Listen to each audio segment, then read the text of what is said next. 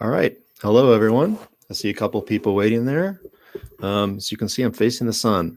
I hope I'm not going to be too washed out here. Hold on for a second.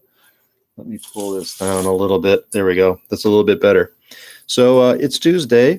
Um, Welcome to Tuesday. I hope you're doing well. How are you doing? Was the first day okay? Um, I've got a couple of announcements. Just a couple of what's this called? Like shopkeeping stuff, that basic information that I think you'll want to know as we go throughout the class. So first of all, just a word on the quizzes. So the quizzes from yesterday are all graded and they're available to review. Some of you probably figured this out as you were taking the quizzes or had this as a question. And some of you maybe have taken Moodle quizzes before, but you'll note that they're very sensitive to, like, in short answer questions or in some of the matching questions, to being exactly the way that I entered it. And so a lot of you are probably wondering, did you need to enter a response that was exactly the way that it was worded? Because when you submitted the quiz, you probably saw that you didn't get credit if it didn't exactly measure up. Well, if you go back and you look at those quizzes now, you'll see that that's not the case. I do review each quiz, and on those short answers, or even on some of the matching things, like the very first question of the last quiz where you had to drag and drop the three things, if it wasn't in the exactly right order that it was entered into, it turns up as incorrect. So that's all been straightened out. All of that has been examined, and you will get credit for that. So that's just something that you probably want to know going forward on the quizzes. I was reading forum posts as they were coming in last night. I haven't graded them yet. I will grade them today after this live chat. My basic impression seeing them come in was everyone was giving a good amount of critical thinking, but not everyone was equally using the sources to talk about what they wanted to talk about in the forum post.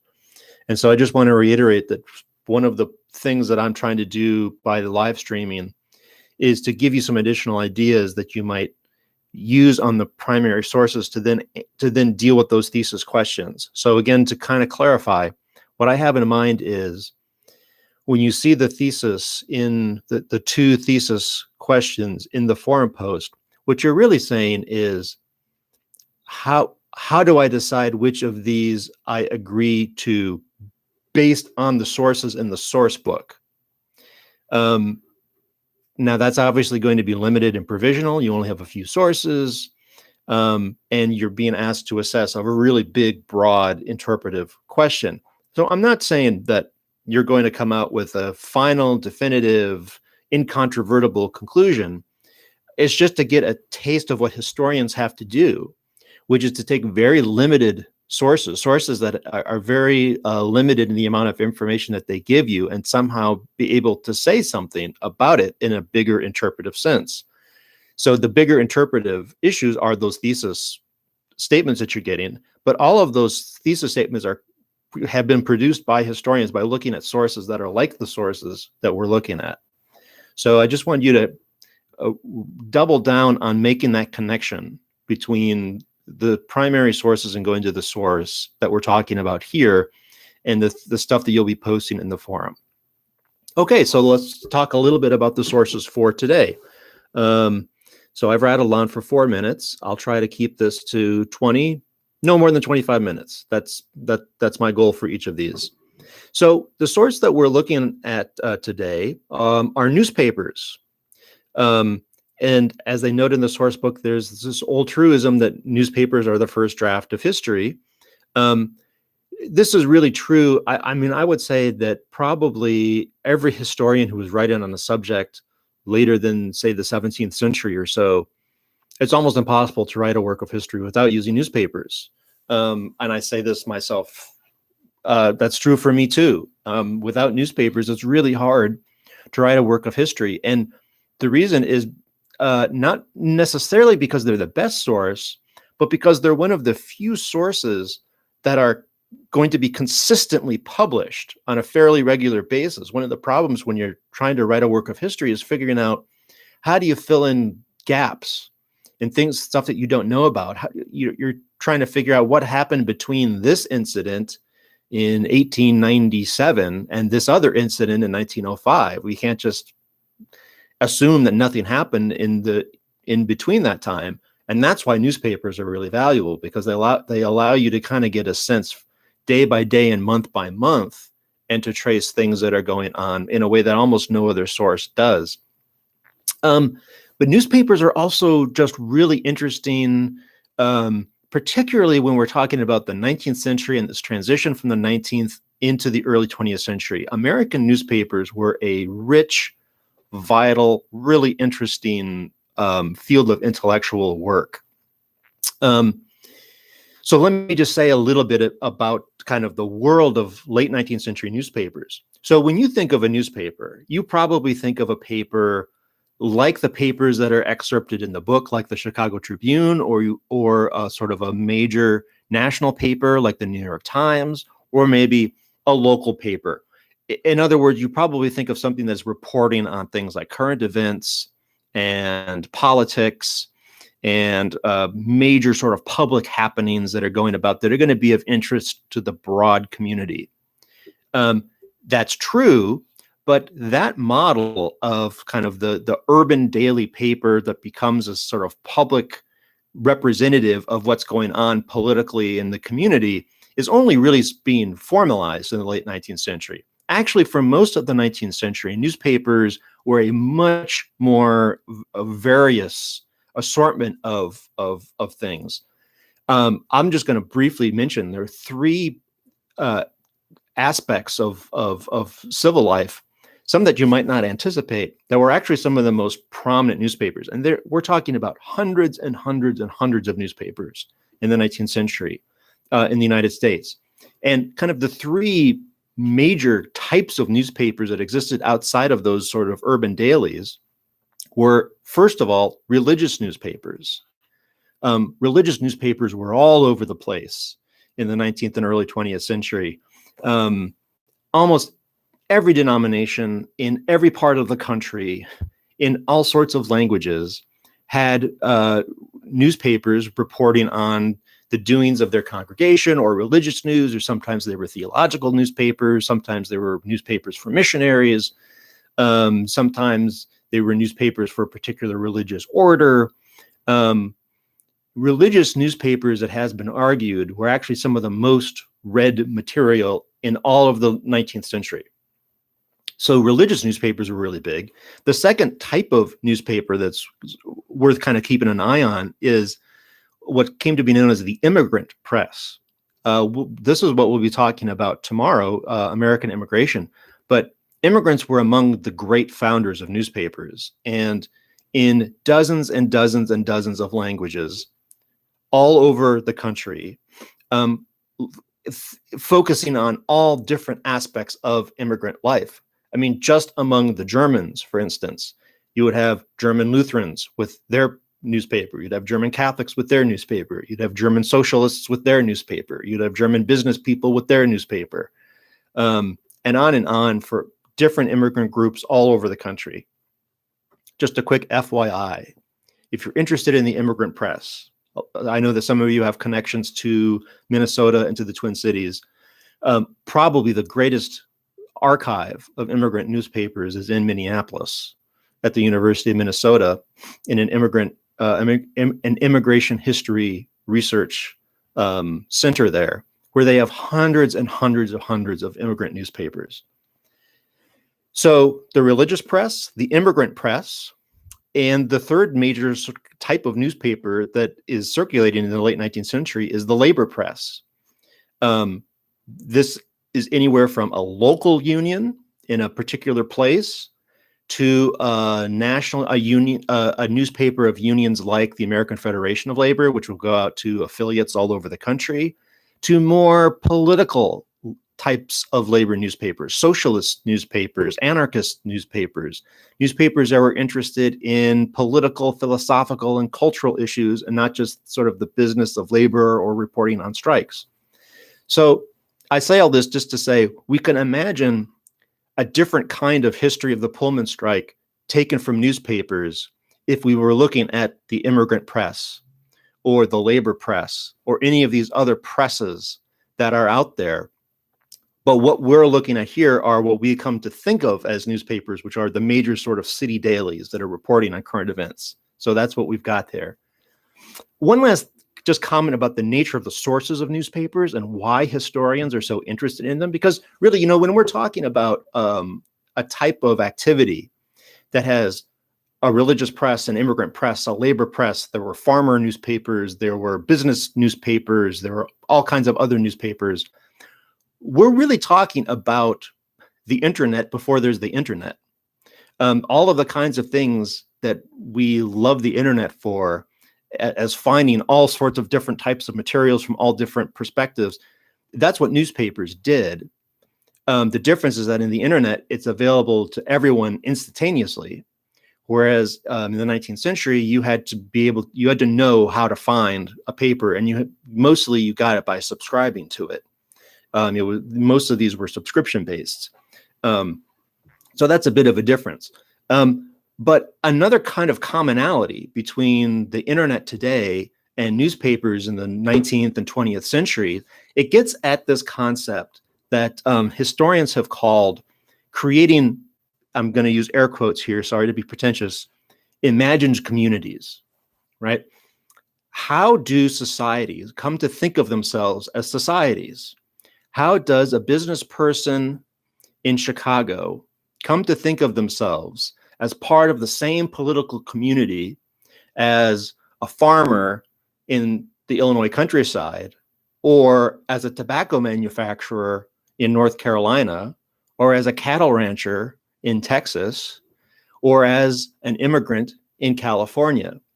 How do people in a big society where there's lots of diversity and there's lots of anonymity, where you're never going to know people in another part of the country, you might never meet these people, how do you come to think of them as your countrymen, as you have something deeply in common with them?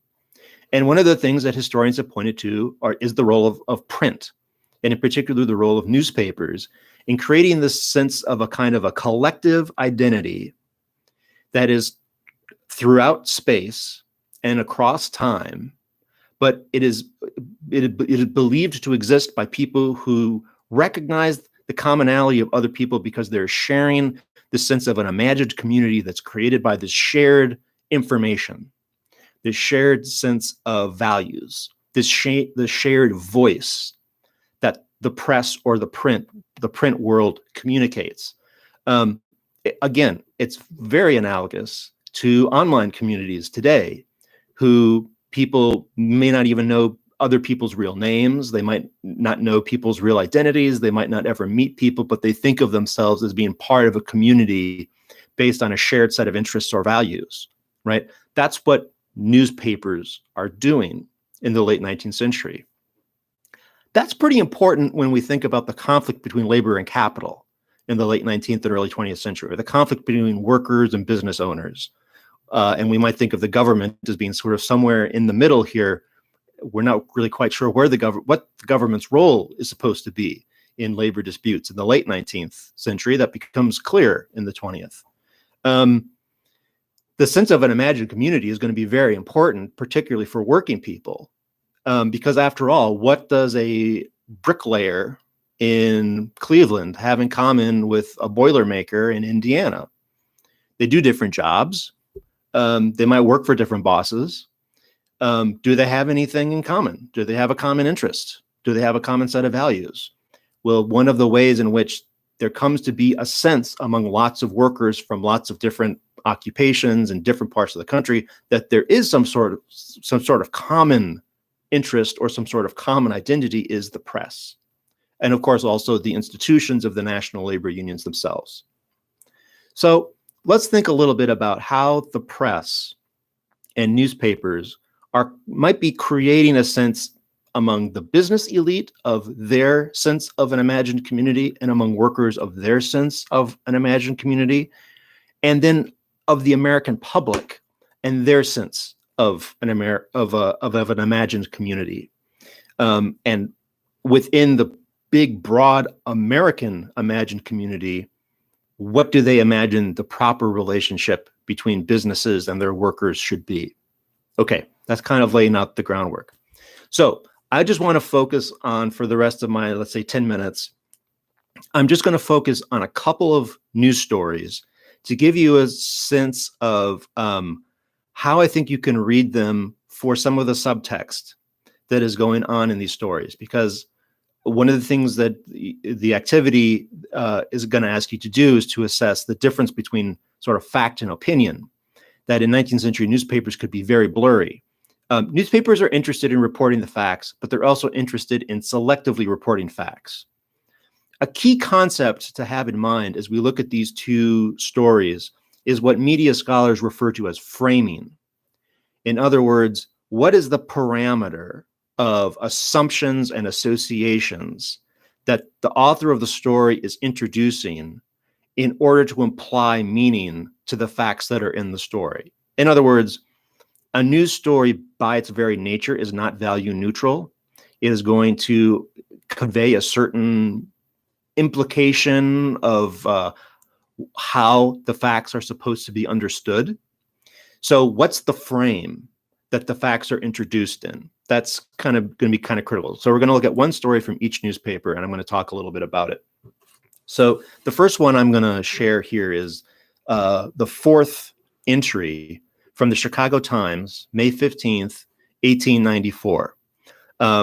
So I'll read the introduction, but then there's one section of this that I want to point to. And I'm mentioning this because in the past, when I've taught out of this book, this has been a point that I find that students are often kind of befuddled by, that they don't.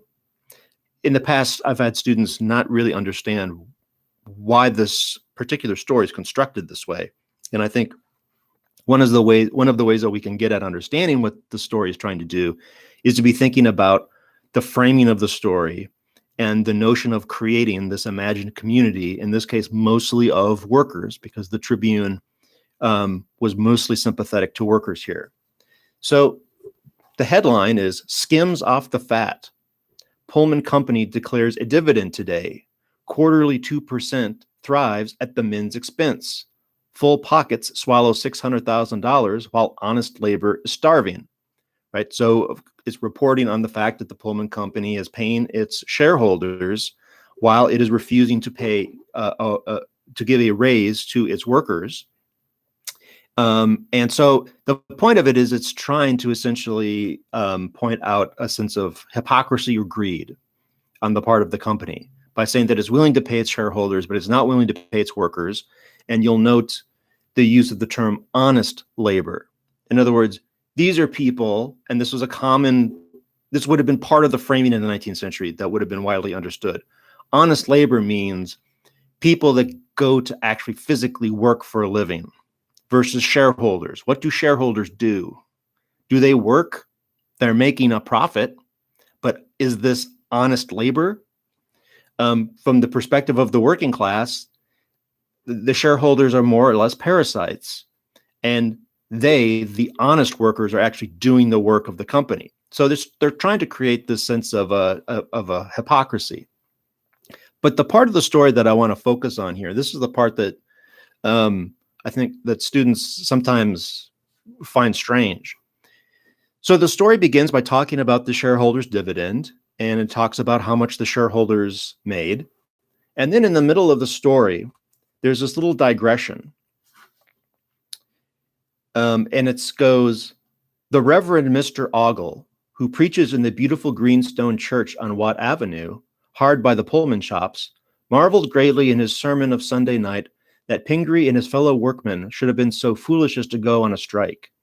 The Reverend Mr. Ogle draws about $40 a week salary paid by Pullman workmen and house rent free to expound the gospel of Christ." And then from there, it goes right back to this account of the shareholders' dividend. Now, students are often befuddled by this, thinking, what does this mean? The meaning becomes clear if we think about the framing. So if the framing is honest workmen are being shafted by a duplicitous company, what do we do with this little anecdote? about the Reverend Mr. Ogle, you could make a pretty strong case that this business about the Reverend Mr. Ogle's sermon is completely superfluous. Like, is this even newsworthy? Does it have anything to do with the headline? Does it have anything to do with the story? No, not really. But here's what I think is going on. Here's why I think it's included. You'll note that it says that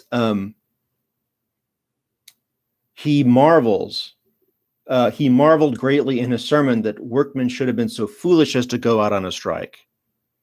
So we have a minister in a church in the town of Pullman that George Pullman has founded. By the way, the church is still, I've been to this church. The church is still there. It's a lovely greenstone church, which Pullman always made clear he paid for the community, but that any congregation would have to pay rent to use it. So even during the strike, this is a congregation that's paying rent to use this church. And the minister is saying that the workers are foolish for going on strike. In other words, here's a minister preaching an anti-labor sermon. And the very next sentence says, the Reverend Mr. Ogle draws about $40 a week salary paid by Pullman workmen and house rent-free to expound the gospel of Christ. So honest labor is starving. One of the causes of the strike is that wages were cut, even though rent was not cut. And here is a minister who is living rent-free, who is drawing his salary from Pullman workers, who is preaching a sermon that is against sermon workers.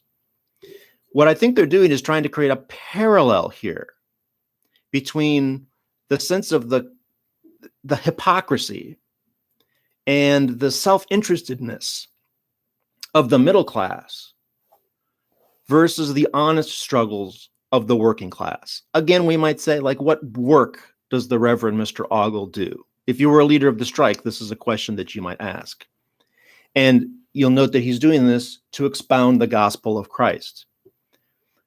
Eugene Debs himself often invoked religion in his speeches. Religion was not foreign to the working class, but the working class was very much alert to sermons that were anti-labor.